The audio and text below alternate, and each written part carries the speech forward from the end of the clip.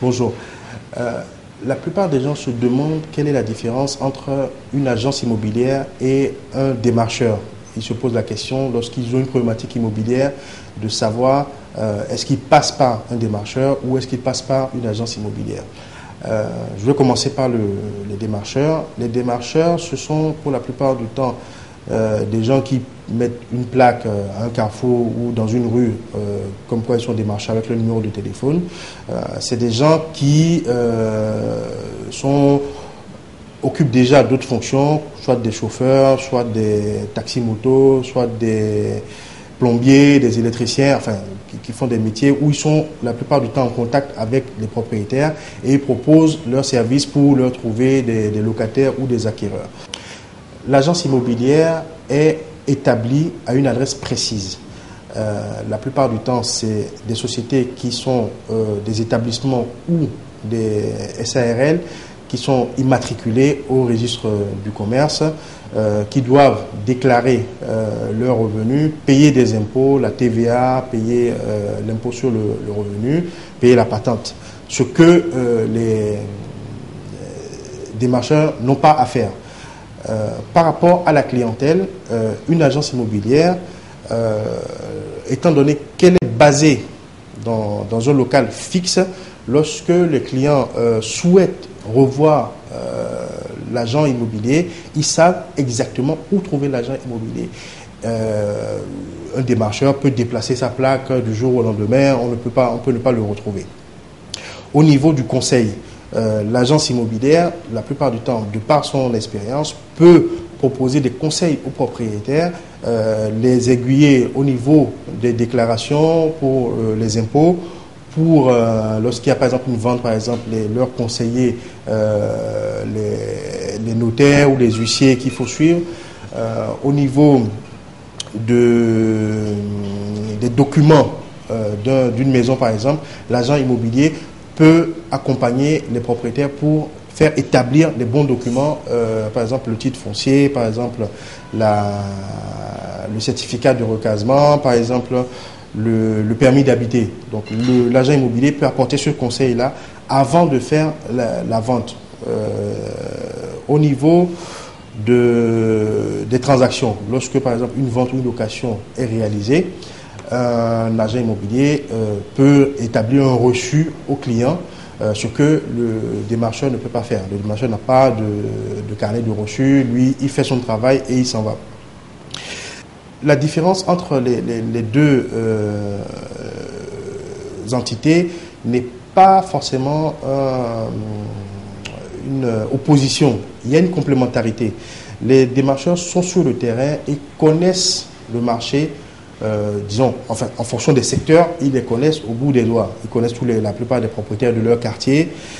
Donc, nous, agences immobilières, on établit souvent des partenariats avec ces démarcheurs-là pour qu'ils, lorsqu'on a une demande particulière, pour qu'ils puissent nous apporter les offres en fonction des quartiers. À l'inverse également, eux aussi, ils viennent nous voir lorsqu'ils ont un propriétaire qui veut vendre ou qui veut louer une maison ou lorsqu'ils ont un client qui cherche. Donc, on n'a pas forcément une opposition, on a une complémentarité. Cette complémentarité-là a des limites, bien sûr. Il ne faut pas que le démarcheur utilise notre nom pour faire des bêtises. Ils peuvent utiliser, lorsque il y a une complication, pour se défendre, il utilise le nom de l'agence pour pouvoir s'en sortir. Nous, souvent, on met en place des garde-fous pour que ce genre de choses n'arrive pas. Pour conclure, lorsque un propriétaire a une problématique immobilière, veut vendre quelque chose, il peut s'adresser à un démarcheur lorsque dans son environnement proche, il n'y a pas d'agence immobilière, mais nous lui conseillons, s'il est dans une grande ville où il y a des agences immobilières, plutôt de s'approcher des agences immobilières pour pouvoir avoir le maximum de conseils. Ces agences-là sont mieux outillées et peuvent lui apporter le maximum de conseils. Pareil pour les utilisateurs qui sont à la recherche d'un bien immobilier, à la location ou à l'achat. Lorsque vous vous trouvez dans une grande ville, il est plutôt conseillé de passer par une agence immobilière qui également peut apporter le maximum de conseils. Nous avons remarqué que certains démarcheurs conduisent les locataires à visiter toutes les maisons possibles et inimaginables, histoire de prendre les frais de déplacement, alors que dans une agence, lorsque vous arrivez dans l'agence, vous consultez les offres qui sont disponibles, vous faites un choix et vous visitez que les maisons ou les appartements qui vous intéressent et non tout le marché avant de prendre votre décision.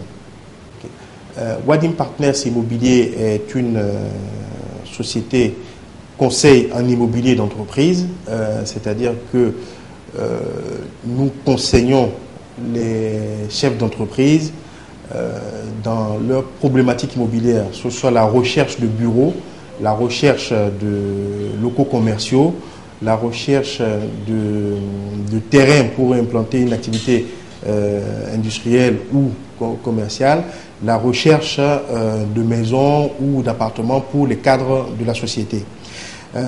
À l'inverse également, nous conseillons les propriétaires de ce type de biens qui sont tournés vers des entreprises, c'est-à-dire les propriétaires d'immeubles de bureaux, les propriétaires d'immeubles commerciaux, de centres commerciaux, les propriétaires de terrains, de domaines où on peut installer une usine ou une exploitation agricole par exemple, et les propriétaires de maisons de standing, d'appartements de standing qui peuvent accueillir des cadres de sociétés.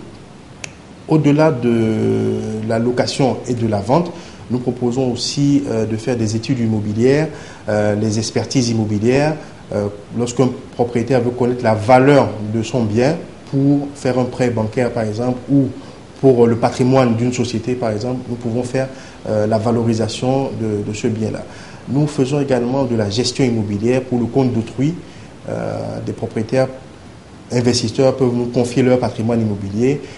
Nous leur gérons leurs biens, nous cherchons des locataires pour remplir les immeubles. Nous gérons, nous encaissons les loyers, nous déduisons les frais, par exemple s'il y a des frais d'entretien, s'il y a des impôts, et après nous reversons donc le reliquat sur le compte des propriétaires. Nous sommes basés à Gonticon, dans la rue de l'agence foncière de l'habitat, non loin de l'Étoile Rouge.